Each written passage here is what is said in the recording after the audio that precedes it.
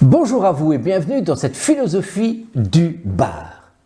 Voilà un titre intéressant. L'homme, cet animal raté. L'homme, cet animal qui rate. On le sait d'évidence, le petit homme est un animal fragile, inachevé, incomplet, imparfait. Alors qu'un poulain se dressera assez rapidement sur ses quatre pattes, il faudra, dit-on, 2000 chutes pour qu'un enfant puisse réussir à mettre un pas devant l'autre. C'est cette perfectibilité qui semble caractériser l'homme. Au début du XXe siècle, énonce Charles Pépin dans son livre « Les vertus de l'échec », l'hypothèse d'un animal humain inachevé à la naissance a trouvé sa première confirmation scientifique. En effet, le biologiste Louis Bolk a caractérisé l'espèce humaine par sa prématuration.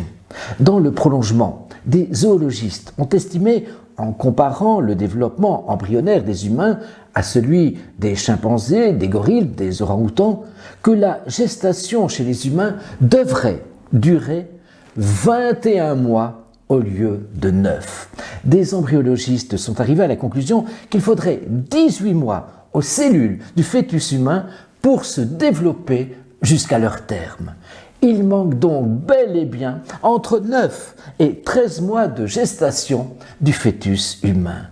L'homme est donc bel et bien, comme je l'énonçais en titre, un animal raté. Mais c'est précisément ce ratage qui fait de nous des êtres humains, c'est-à-dire des êtres qui refusent de laisser mourir un enfant, un adolescent, un adulte, un vieillard. C'est ce ratage qui fait de nous des êtres aimants, compatissants, doués d'empathie et de reconnaissance.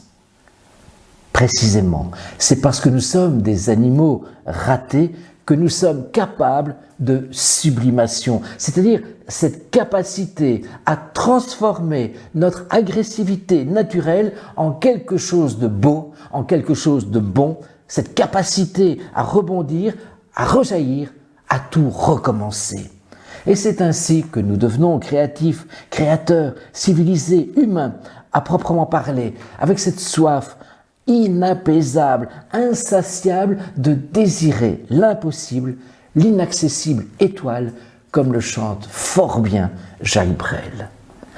Désirer, figurez-vous, vient du latin desiderare, que les astronomes et autres augures romains distinguaient de considerare.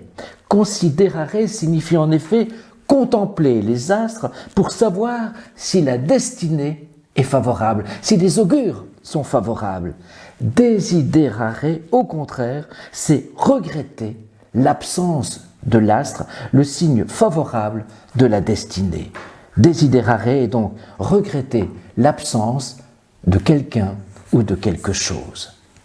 Nous sommes donc tous à la recherche de l'astre perdu. Nous sommes tous à la recherche, l'ai-je déjà dit, de cette moitié perdue. Nous sommes tous à la recherche du Graal, qu'il soit pour les uns l'éternité, pour les autres la reconnaissance, pour d'autres enfin le paradis, voire le paradis utérin. Les différences entre l'homme et l'animal, on le voit chaque jour, sont de plus en plus ténues. Mais peut-être la distinction réside-t-elle finalement dans cette capacité de sublimation, c'est-à-dire cette quête de transcendance, cette quête d'absolu, l'inaccessible étoile.